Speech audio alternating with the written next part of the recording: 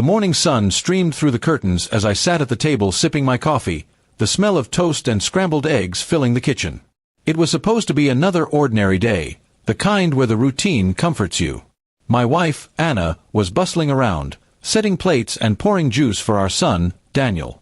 He sat across from me, legs dangling, his face still puffy with sleep. That's when he asked the question that froze everything in the room. "Mom," Daniel said innocently, spoon in hand, "should I tell Dad about last night?" His words were clear, loud enough that silence immediately followed. My fork hung in the air, untouched. Anna's hand trembled slightly as she placed the orange juice on the table, then quickly forced a smile.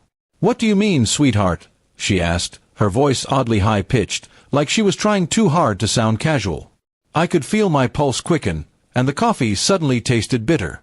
Children didn't invent things like this out of nowhere.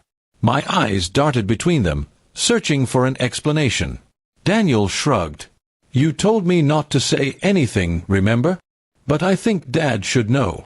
He stabbed at his eggs, oblivious to the tension building like a storm cloud over our table. Anna's face drained of color, and she reached to smooth Daniel's hair, but her hand faltered midway. I leaned back in my chair, trying to steady my breathing. "Tell me what, Daniel?" My voice came out calmer than I felt. Inside, questions roared. What had happened? Why would Anna tell him to keep something from me? A child doesn't know the weight of secrets unless someone puts it in his small hands. Anna cut in quickly. "He's just confused, Mark. Kids dream things, mix them up with reality." She forced a laugh, but it was thin, brittle, and cracked under the silence. Daniel frowned, looking frustrated, like he knew he was being dismissed. "No, Mom. I didn't dream it. You went outside when it was dark, and there was a man at the window. You told me not to wake Dad." His little voice carried the weight of truth in a way no adult could fake. My stomach clenched, and Anna's hand froze on her glass of water. I turned slowly to her. "Anna." Her name was barely a whisper, but it carried all the weight of suspicion that had just been planted in me. She avoided my eyes, her lips pressed tightly together as if sealing away the words she didn't want to let out. Daniel kept going, oblivious to the storm he'd unleashed. "I couldn't sleep, so I saw you. You talked to him for a long time. You even went to the car. Then you told me not to tell Dad." His innocent eyes looked between us, seeking reassurance, but all he found was my silence and Anna's panic. The air grew heavy. My mind spun with images I didn't want to see. Who was the man? Why was Anna sneaking out in the middle of the night? And why would she drag our son into the secrecy? My trust, built over years of marriage, began to crumble with each word Daniel spoke. Anna finally spoke, her voice shaking. "It wasn't what it sounds like, Mark. Please."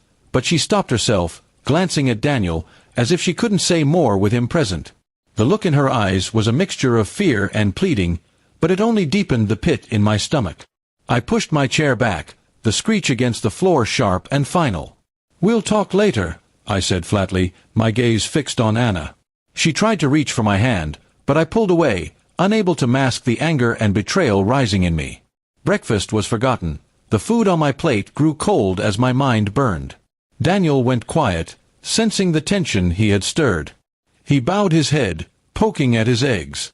Anna sat frozen, her hands clenched together tightly, as though she could squeeze the truth into something less dangerous. The rest of breakfast passed in silence, but the damage had already been done. A 7-year-old's innocent question had shattered the fragile peace of our home. And as I looked at Anna across the table, I knew that whatever her explanation was, our marriage would never be the same again. That morning, the sun still shone, the world outside remained unchanged, but inside me, a storm had begun, one that neither of us could stop. The question Daniel had asked echoed in my mind, and I knew I would not rest until I learned the whole truth about last night.